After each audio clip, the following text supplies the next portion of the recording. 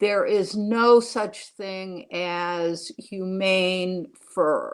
The top species are mink, fox, raccoon dogs, and chinchillas.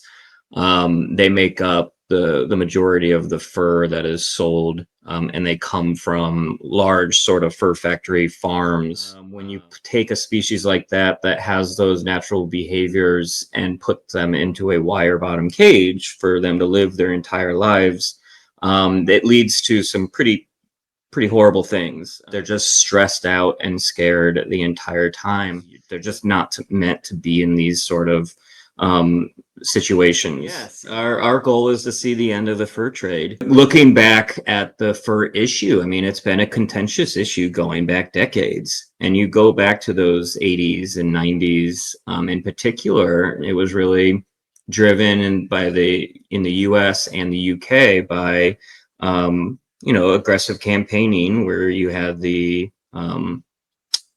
billboards, I'd rather go naked, you had the protests going on.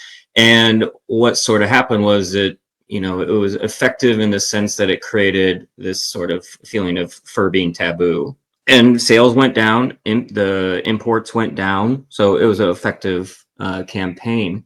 This issue, going back to the 80s and 90s, is you always have to tip your hat to the activists that have been working on this issue for so long.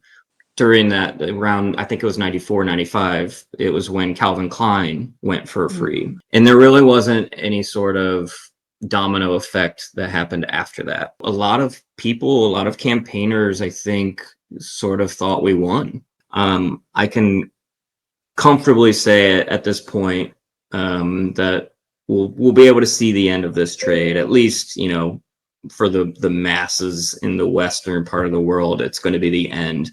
As you stated, that before we started recording, was that fashion's cyclical. So now we have to start thinking about, okay, what is so if fur going to come back, and how do we prevent that from happening? That's why these corporate policies are super important. That's why these public policies for sales, for production bans are important. And again, congratulations on 30. Oh, thank you. That's awesome.